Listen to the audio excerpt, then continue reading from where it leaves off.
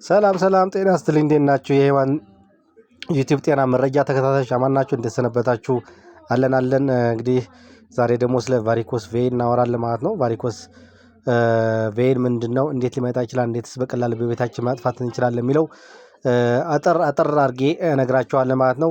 እና በቤታችን ደግሞ በቀላሉ ማጥፋት እንችላለን ማለት ነው። ሌላ ወጪ ሳናወጣ ገና ከመጀመሪያው ይሄን ኬዝ በፎቶ እንደምታዩት ከላይ ማለት ነው በቀላሉ ሲወጣ በቀላሉ እንዴት ማጥፋት እንዳለብን እነግራችኋለሁ ማለት ነው። አብራችሁኝ እስከ መጨረሻ ቆዩ እያልኩኝ ለዚህን ዩቲዩብ አዳዲስ ፋሚሊ የሆናችሁ ቪዲዮውን ሰብስክራይብ ወይ ደግሞ ቻናል ሰብስክራይብ እያደረጋችሁ ቪዲዮውን ላይክ አድርጋችሁ ጀምሩት። ፋሚሊ የሆናችሁ ደግሞ ቪዲዮውን ላይክ ሼር አድርጉልን ማለት ነው። እንግዲህ ቫሪኮስ ቬን ማለት በተለይ በእግራችን ላይ የሚገኙ የደም ስሮች ወይ ደግሞ ቬንስ የሚባለው የደም የሚያዛውር ቬኖች ማለት ነው ሲወጠሩና ወይ ደግሞ ሲለጠጡና በደም ተሞልተው በቆዳችን ላይ ተለይተው ጎልተው ሲወጡና ሲጠማዘዙ ማለት ነው። አብዛኛው ጊዜ ሰማያዊ ወይ ደግሞ ጥቁር ፐርፕል ቀለም ይኖራቸዋል ማለት ነው። ከዚህ ከላይ በፎቶው እንደምታዩት ማለት ነው። መነሻው ይህንን እንዴት ሊነሳ ይችላል? እንዴት ሊወጣ ይችላል? ይሄ ቫሪኮስ ቬን የምንለው ዛሬ በብዙዎች እያሰቃየ የሚገኝ በሽታ ነውና እንዴት መነሻው ምንድነው? ይሄ ቫሪኮስ ቬን መነሻው ምንድነው? ኮዝ ምንድነው የሚለው ደግሞ እስቲ ቀጥለን እናያለን ማለት ነው። እንግዲህ ይሄ ቫሪኮስ ቬን መነሻው ወይም መንስኤ ማለት ነው በደም ስሮቻችን ውስጥ ደም ወደ ልብ ብቻ እንዲፈስ የሚያደርጉ ትናንሽ በሮች ወይ ቫልቭስ አሉ ማለት ነው። ከዚህ ከላይ እንደምታዩት ማለት ነው ችግር የሚፈጠሩ እነዚህ በሮች ሲደክሙ ወይ ደግሞ ሲበላሹ ደም ወደ ላይ መጓዝን ትቶ ወደ ታች ተመልሰው መቋጠር ሲጀምር ማለት ነው። ይሄን ቫሪኮስ ቬን የሚመጣ ማለት ነው። ዋና መንስኤዎች ግን ይሄን ቫሪኮስ ቬን ምንድናቸው ካልን ግን አንደኛው ለረጅም ሰዓት መቆም ወይ ደግሞ መቀመጥ። ይሄንን ለረጅም ሰዓት ስንቆምና ለረጅም ሰዓት ስንቀመጥ ስፔሻሊ በአረብ ሀገር የምትሰሩ እህቶቻችን ለረጅም ሰዓት ስትቆሙ መጠንቀቅ አለባችሁ ማለት ነው። ለረጅም ሰዓት ስንቆም ምን ያመጣል ማለት ነው? ደም በቀላሉ ወደ ላይ እንዳይፈስ ያደርጋል ማለት ነው። ምክንያቱም ማንንቀሳቀስ ከሆነ ጎንበስ ቀና ማንል ከሆነ አንድ ቦታ ትክክል ብለን የምንቆም ከሆነ ደም በቀላሉ ወደ ላይ እንዳይፈስ ያደርጋል ማለት ነው። ሁለተኛው እርግዝና እና የሆርሞን ለውጥ ነው። ሶስተኛው የእድሜ መግፋት ነው። እድሜያችን በገፋ ቁጥር እንግዲህ የደም ስሮች የመለጠጥ አቅማቸው ይቀንሳል ማለት ነው። አራተኛው ውፍረት ነው።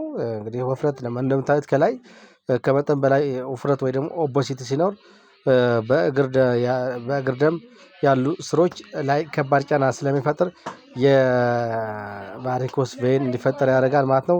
በመጨረሻው ደግሞ የቤተሰብ ታሪክ ወይ ደግሞ ጄኔቲክ ወይ ደግሞ በዘር የሚመጣ ኬዝ ነው ማለት ነው። እንግዲህ ከዚህ በፊት በወላጆች ላይ የነበረ ወይ ደግሞ ቤተሰብ እንደዚህ አይነት ኬዝ ከነበረ በዛው የመተላለፍ እድሉ በጣም ሰፊ ነው ማለት ነው። ስለዚህ እነዚህ ናቸው ዋና መንስኤዎች ማለት ነው። ይሄንን እንግዲህ የቫሪኮስ ቬን ዋና መንስኤዎቹ ካየን በቤታችን ደግሞ በቀላሉ እንዴት ማጥፋት እንችላለን የሚለው ደግሞ እስኪ ቀጥለን የምናየው ይሆናል። ከዛ በፊት ግን ወደ መፍትሄው ከመሄዳችን በፊት ይህንን ቪዲዮ ሼር፣ ሰብስክራይብ፣ ላይክ እያደረጋችሁ ለብዙዎች እንዲዳረስ አድርጉልኝ ማለት ነው። እንግዲህ መፍትሄው በጣም ቀላል ነው። በቤታችን በቀላል እጽዋቶችን ማጥፋት እንችላለን ማለት ነው። ይህንን ዋና መፍትሄው በቤታችን በሚገኙ ተፈጥሯዊ እጽዋቶች ቀላል በሆነ መንገድ አዘጋጅተን ማጥፋት እንችላለን ማለት ነው። ከነዛ አንደኛው ከላይ እንደምታዩት አፕል ሳይደር ወይ ደግሞ ቬነጋር ይባላል ማለት ነው። ይሄን አፕል ሳይደር ቬነጋር የሚባለው ከፋርማሲ ወይ ደግሞ ከሱፐር ማርኬት ማግኘት ትችላላችሁ ማለት ነው። ይሄን ገዝታችሁ ይሄን ከዚህ ያለባችሁ ሰዎች ቀጥታ ወስዳችሁ እዛ ችግር ያለበት ወይ እግራችን ከሆነ እግራችን ላይ ወይ ሌላ ቦታ ከሆነ ደግሞ ሌላ ቦታ ቀጥታ ወስደን ይሄን አፕል ሳይደር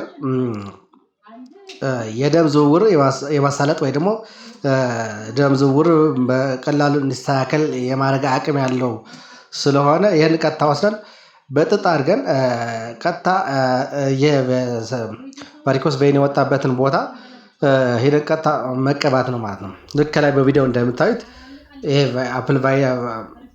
አፕል ሳይደር ቬነጋር የሚባለው በጥጥ አድርገን ቀጥታ ችግር ያለበት ቦታ መቀባት ወይ ደግሞ ማሸት ነው ማለት ነው። ይሄንን በሳምንት በቀን አንድ ጊዜ በሳምንት ከ2 እስከ 3 ጊዜ መጠቀም እንችላለን ማለት ነው።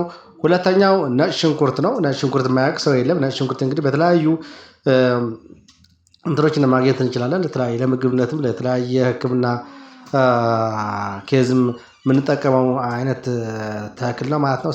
ይሄን ሽንኩርት ደግሞ በጣም ተመራጭና ዋነኛ ነው ለዚህ ቫሪኮስ ቬይን ማለት ነው። ይህን በነጭ ሽንኩርት ካገኘን ብቻው ካልሆነ ደግሞ የወይራ ዘይት ወይ ደግሞ ኦሊቭ ኦይል የሚባለው ከላይ በፎቶ እንደምታዩት ከሱ ጋር ቀላቅለን መጠቀም እንችላለን ማለት ነው። እንግዲህ በባህሪው ነጭ ሽንኩርት በደም ስር ውስጥ ያለውን እብጠት የመቀነስ ከፍተኛ ችሎታ አለው ማለት ነው። የተፈጨ ነጭ ሽንኩርት ከወይራ ዘይት ጋር ቀላቅለን ለጥቂት ሰዓታት አቆይተን ስሮችን ወደ ላይ ወይም ወደ ልብ አቅጣጫ አድርገን ማሸት እንችላለን ማለት ነው። ስለዚህ ይህንን ነጭ ሽንኩርት ከወይራ ዘይት ጋር ቀላቅለን ነጭ ሽንኩርት ፍሬው እንግዲህ በራሳችሁ 3 ወይ 2 ፍሬ አድርጋችሁ ከወይራ ዘይት ቀላቅላችሁ እዛ ችግር ያለበት ቦታ ዳይሬክትሊ መቀባት ነው ማለት ነው። ይሄም እንደዛ ማለት በሳምንት ከ2 እስከ 3 ጊዜ እያደረግን መቀባት እንችላለን ማለት ነው። ሶስተኛው ዝንጅብል ነው ወይ ደግሞ ጊንገር የሚባለው እንግዲህ ዝንጅብል ደግሞ የደም ዝውውርን ያሻሽላል። በደም ስሮች ውስጥ የሚፈጠርን እብጠትን በቀላሉ እንዲቀንስ ያደርጋል። በዝንጅብል ውስጥ ፌብሪን የተባለ ፕሮቲን ተከማችቶ ስሮችን እንዲጠነክር የሚያደርገው ሂደት ይሰብራል ማለት ነው። ይህንን ዝንጅብል እንዴት መጠቀም እንችላለን ለቫሪኮስ ቬን ካላችሁ ደግሞ ቀጥታ በሻይ መልክ መጠጣት እንችላለን ማለት ነው። በሻይ መልክ ከጠጣ ነው ይህን ቫሪኮስ ቬን የመቀነስ ችሎታ አለው ማለት ነው። ይህን ዝንጅብል በየ3 ቀን ወይ ደግሞ በየ2 ቀኑ መጠጣት እንችላለን ማለት ነው። አራተኛው ካይን ፒፐር የሚባለው ወይ ደግሞ የቃሪያ ማጣፈጫ ካይን ፔፐር የሚባል አለ። ከላይ በፎቶ እንደምታዩት እንደዚህ አይነት ነው። ይህን ብዙ ጊዜ ላናገኘው እንችላለን። ነገር ግን በተለያዩ ሱፐር ማርኬቶች አለ ማለት ነው። ስፔሻሊ በውጭ ሀገር እናገኘዋለን። ውጭ ሀገር ያለ ነው ማለት ነው። ኢትዮጵያ ውስጥ ያለ ነው ግን እነዚህ 3 መጠቀም እንችላለን ማለት ነው። አፕል ሳይደር እና ነጭ ሽንኩርት እና ዝንጅብል መጠቀም እንችላለን ማለት ነው። ካይን ፔፐር ማናገኝ ከሆነ ማለት ነው። ይህን ካይን ፔፐር ደግሞ መጠቀም በውስጡ ከፍተኛ የሆነ ቫይታሚን ሲ እና የደም ዝውውርን የሚያነቃቃ ንጥረ ነገር ስላለው ለብ ባለ ውሃ ውስጥ ግማሽ የሻይ ማንኪያ ጨምረን መጠጣት ማለት ነው። ልክ እንደ ዝንጅብል ማለት ነው። እንደዛ አድርገን መጠጣት እንችላለን ማለት ነው። በየቀኑ መጠጣት እንችላለን። ይሄ ምን ችግር የለውም። እንደዚህ አድርገን በቀላሉ በእነዚህ አይነት እጽዋቶችን የቫሪኮስ ቬይን የሚባለው ማጥፋት እንችላለን ማለት ነው። እዚህ ላይ ግን እንደ አንድ ተጨማሪ ቲፕ የምነግራችሁ ማለት ነው ይሄን በሽታ ያለባችሁ ሰዎች የቫሪኮስ ቬይን ኬዝ ያለባችሁ ሰዎች ምንድነው ማድረግ ያለባችሁ ማለት ነው። በየቀኑ ማድረግ ያለባችሁ አንደኛው እግርን ከፍ አድርጎ መተኛት። ማታ ስንተኛ ከእግራችን በታች ትራስ አድርገን መተኛት አለብን። ከልብ በላይ ከፍ ማድረግ ደግሞ በቀላሉ እንዲመለስ ያደርጋል ማለት ነው። ወደ ልብ በቀላሉ ደም እንዲመለስ ያደርጋል ማለት ነው። አዘውትሮ መንቀሳቀስ ወይ ደግሞ መራመድ መቻል አለብን። ምክንያቱም ጡንቻዎቻችን ሲንቀሳቀሱ በዛው ልክ የደም ዝውውር እንዲስተካከል ያደርገዋል ማለት ነው። በጣም ጠባብ የሆኑ ልብሶች እና ተረከዛቸው ረዥም የሆኑ ጫማዎች አለማብዛት ይህንን ማድረግ የለባቸው ማለት ነው። ከዛ ደግሞ ማጨስ፣ አልኮል መጠጣት እና እነዚህ አይነት ነገሮች ደግሞ አይፈቀድም ማለት ነው። ማጨስ፣ መጠጣት እና የተለያዩ ነገሮችን ማድረግ እና ከባድ አይነት ስፖርት መስራት ለምሳሌ እንደ መዝለል እና ሌላ እንደ ክብደት ማንሳት ደግሞ አይመከርም ማለት ነው። እነዚህ ነገሮችን መጠንቀቅ መቻል አለባችሁ ማለት ነው። ነገር ግን እነዚህ አይነት ነገሮች ተጠቅመን በቤታችን በቀላሉ በእነዚህ እጽዋቶች ማይጠፋ ከሆነ ይሄ ቫሪኮስ ቬይኑ ግን ቀጥታ ወደ ሕክምና ሄደን ተገቢ የሆነ ሕክምና ማግኘት መቻል አለብን ማለት ነው። ይሄን የምላችሁ ስለዚህ ይሄን እያደረጋችሁ በቀላሉ ማጥፋት ትችላላችሁ ማለት ነው። ለዛሬ የነበረን ቪዲዮ ይሄን ይመስላል። በዚህ ዙሪያ ጥያቄ ሀሳብ ካላችሁ በኮሜንት ጻፉልኝ። ቀጣይ በሌላ ቪዲዮ እስከምንመጣ ባይ። ይሄን ቪዲዮ ሼር፣ ሰብስክራይብ፣ ላይክ አድርጉት። ቻው